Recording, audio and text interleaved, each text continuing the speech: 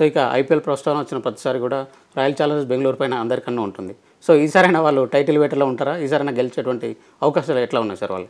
ఈసారి వాళ్ళ టీం కూడా చాలా కొత్తగా కనిపిస్తుంది. దాంట్లో వాళ్ళకి ముగ్గురు ఫారిన్ ప్లేయర్స్ ఉన్నారు.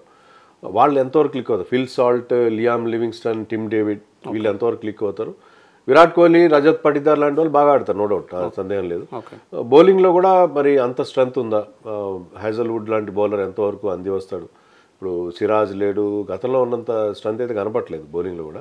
బట్ ఓవరాల్గా టీం బాగానే ఉంది. టీం కనుక ఫస్ట్ 11 వాళ్ళు కనుక బాగా పర్ఫామ్ చేస్తే ఆర్సీబీ కూడా సక్సెస్ అయ్యే అవకాశాలు. ఓకే. సో వాళ్ళు కూడా కెప్టెన్ మారాడు, రజత్ పటిదార్కి తీసుకొచ్చారు.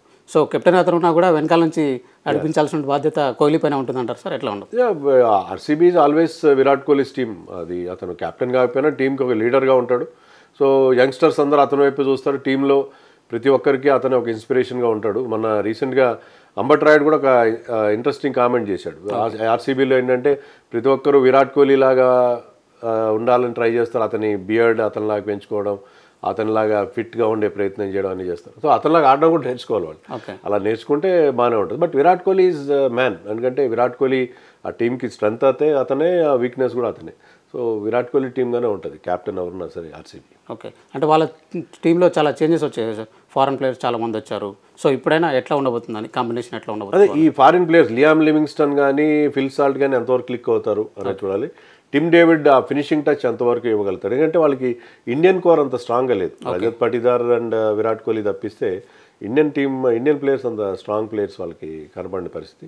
సో అందుకనే వాళ్ళు ఫారిన్ ప్లేయర్స్ ఎంతవరకు క్లిక్ అవుతారన్న దాని మీద వాళ్ళ ప్రోగ్రెస్ అనేది డిపెండ్ అవుతుంది. ఓకే. ఇక ధోనికి సంబంధించి జట్టు చెన్నై సూపర్ కింగ్స్. సో వాళ్ళ స్ట్రాటజీ ఎట్లా ఉండబోతుంది సార్? అంటే వాళ్ళు గత సీజన్లో కానీ అనుకున్నంత మేర రాణిస్తున్నారా లేదా, ఎట్లా ఉండబోతుంది? లాస్ట్ సీజన్ చాలా డిసప్పాయింటింగ్ వాళ్ళకి, కానీ ఈ సీజన్లో వాళ్ళు they are looking very good. ఎందుకంటే టీంలో చాలా స్ట్రెంగ్త్ క్రియేట్ అయింది. బౌలింగ్లో ముఖ్యంగా అశ్విన్ చేరడం, నూర్ అహ్మద్, ఆల్రెడీ జడేజా ఉన్నాడు. సో వాళ్ళు స్పిన్ బౌలింగ్ వాళ్ళ స్ట్రెంగ్త్. వాళ్ళు ఎప్పుడు హోమ్లో బాగా ఆడతారు, హోమ్ కండిషన్ స్పిన్కి అనుకూలిస్తాయి.